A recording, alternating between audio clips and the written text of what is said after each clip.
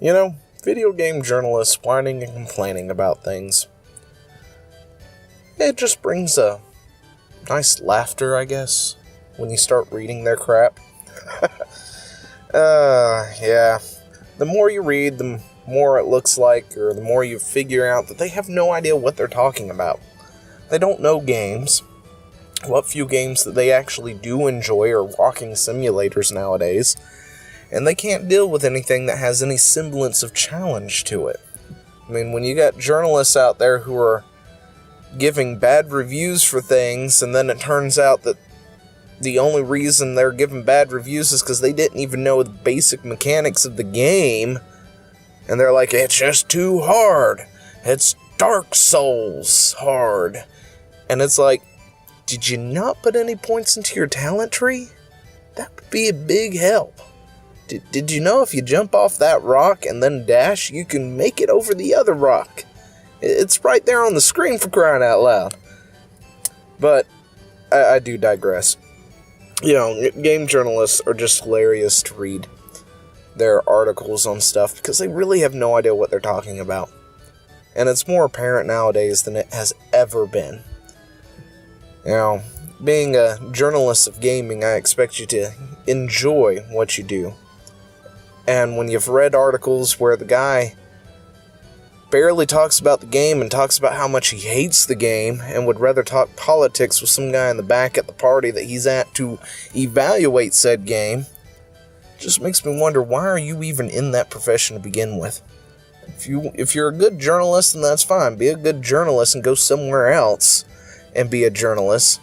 But don't do it in gaming. We don't need you here. We're going to you for accurate information when you can't even provide that because you're not even interested in it, and you dismiss it because it's something you don't like, or it's not your style of game.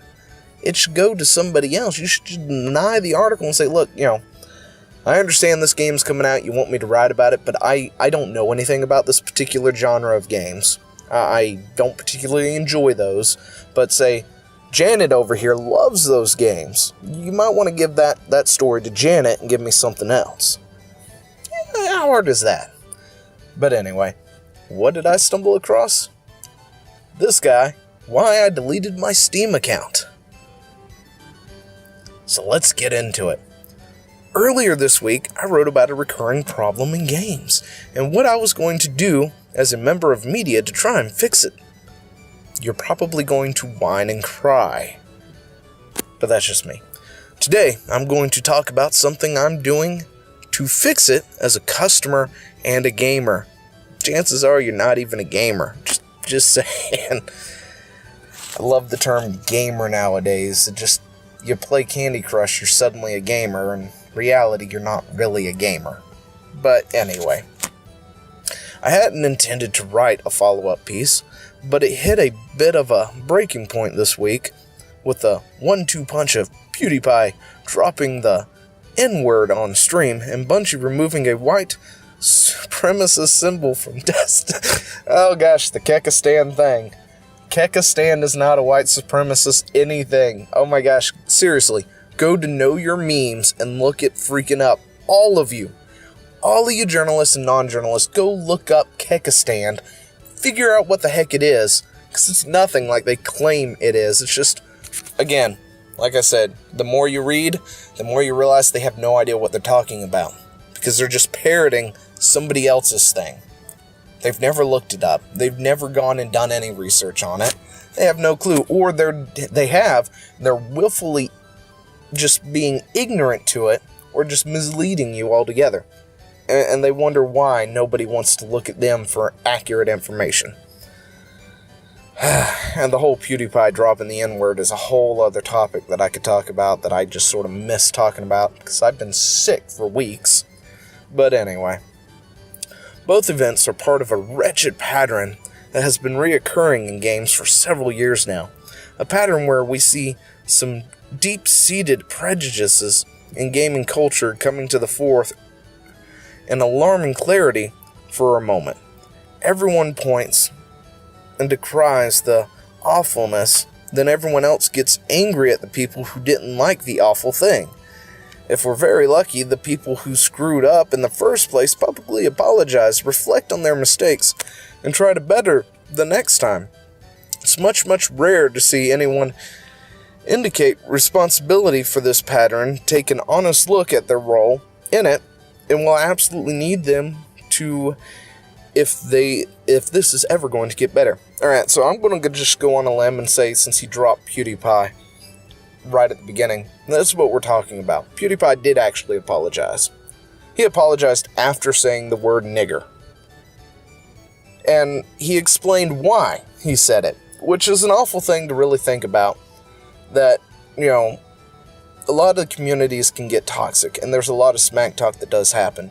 But at the same time, his reasoning behind why he would drop it in the moment is also valid if you've ever played multiplayer online gaming for more than 2 minutes and have gotten into a game with some 12-year-old or 13 or 14-year-old or something kid who's just spouting profanities to get under your skin, going how good he is, and then you've gone ahead and headshot him, stuck him with a grenade, whatever, assassinated him 15 times, and then he gets pissed off and he's like, nigger bitch, bitch, bitch, nigger bitch, nigger bitch, and I'm gonna fuck your mom, I'm gonna fuck you up, and all this other stuff.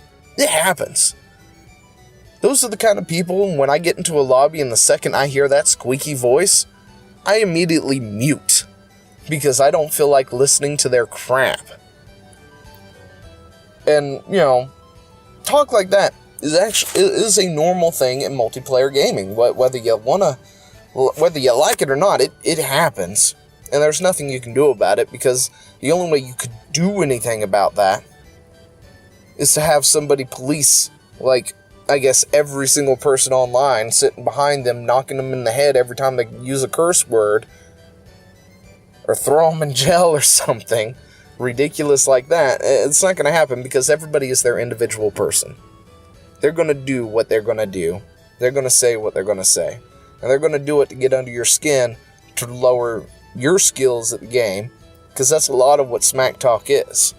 To enrage you, to infuriate you, to get you upset, to get you mad, to get under your skin so you do misplay. So you're no longer at peak performance, so they can win. That's the whole point to it. And quite frankly, it's not going to go anywhere. People talk about, but let's continue. People talk about racism, sexism, transphobia, and the like as if they are diseases. Like it's something binary, you either have it or you don't. This is racist, this is not racist. But maybe we should think of these things less like contagions and more like environmental pollutants. They surround us at all times, but in varying concentrations. Oh gosh, I lost my place. That really sucks. We should aspire to have none of it at all, but that's a difficult enough task that we accept both in small quantities. When they are present in very small amounts, the damage they do is manageable, but when the concentration is high enough, they can be fatal. I'm sorry, I really don't know where he's going with this at all.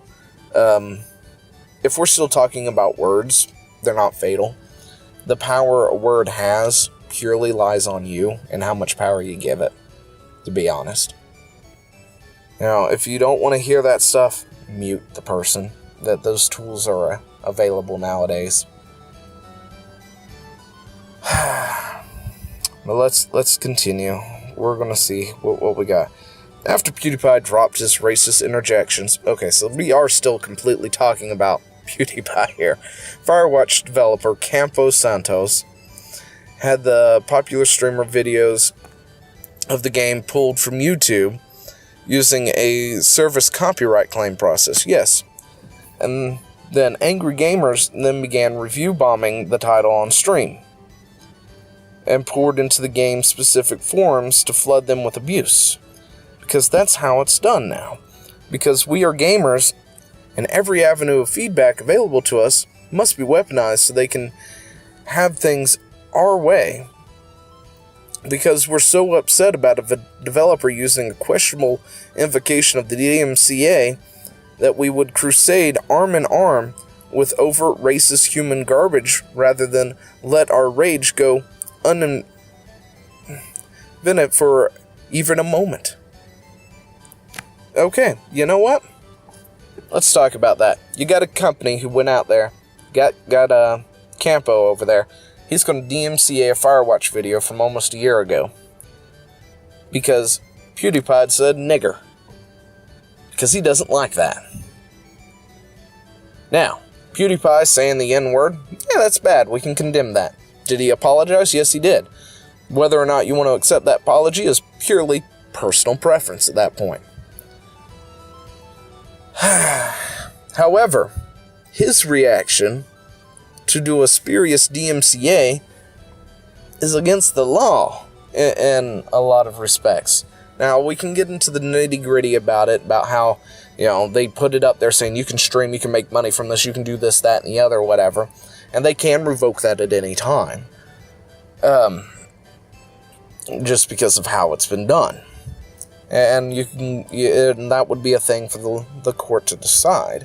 But as it stands right now, that is more or less weaponizing the DMCA for something. You want to ping somebody's channel to try and get rid of them. And then he did a call to arms to other developers too, to do the same thing just because he said a word he didn't like. Not because, he did anything illegal with Firewatch. No, just because of just a word he didn't like. So yes, when you put the two and two together, what PewDiePie did might have been, bad.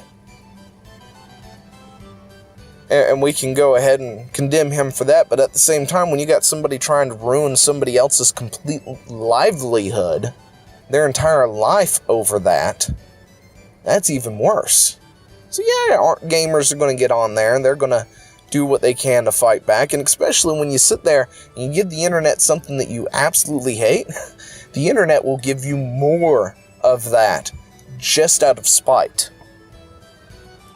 So I guarantee, so what he's talking about is going to the forums of Firewatch where everything said nigger. That's all it said. Just forum after forum created. That's all it said. Why? Because he doesn't like it.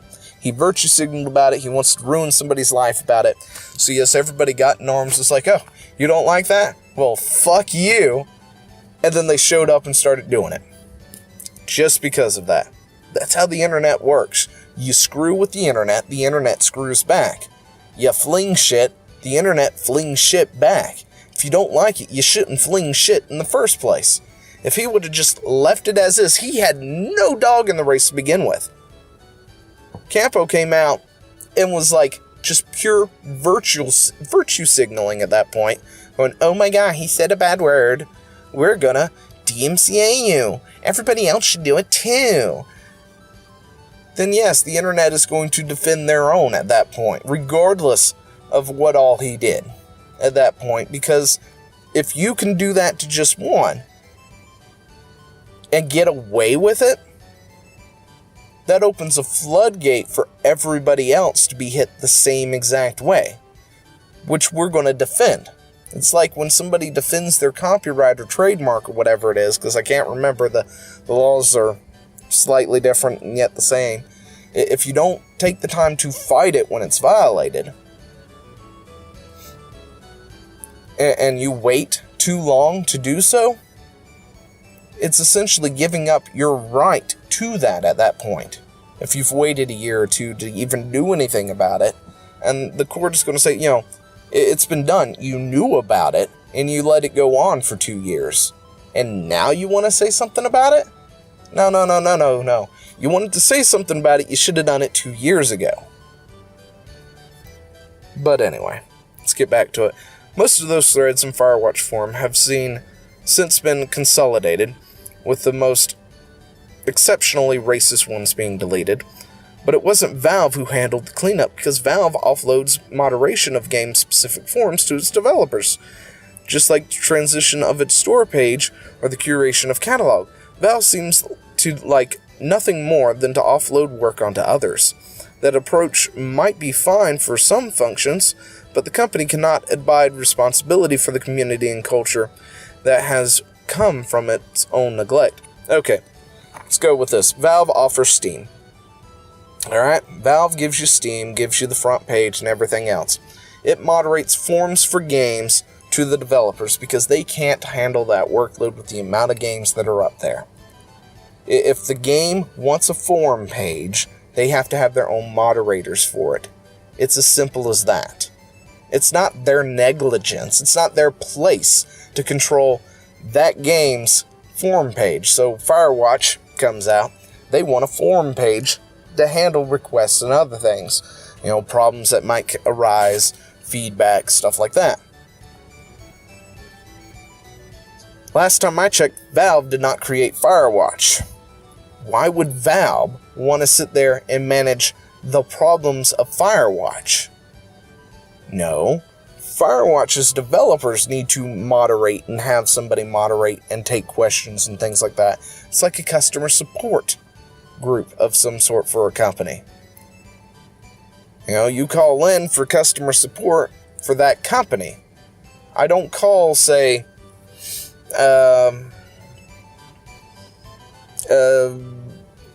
Verizon's customer support to talk about an issue I'm having with Comcast, do I? If I was to then contact Valve about an issue I'm having with Firewatch, that's kind of stupid because Valve isn't in control of Firewatch. They host Firewatch's cells on their page, but they're not there to fix the bug that is in the game preventing you from progressing. That's why. To sit there and blame Valve for not being able to moderate somebody else's stuff is quite frankly ludicrous at that point. And this, he says, is why I'm terminating my Steam account. Well, good for you. You know, you're going to terminate your Steam account for something so stupid, so asinine, that it's not even their business to control. Be my guest. You can't deal with people online. You shouldn't be online to begin with.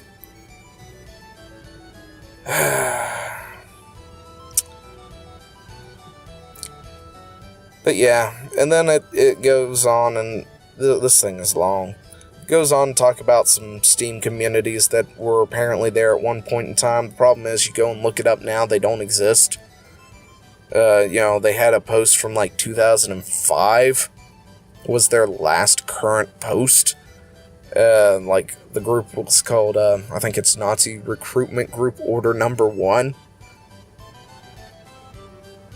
And the last available post was "So them cunts" or something like that. And it had like 3 messages, three things in the thread.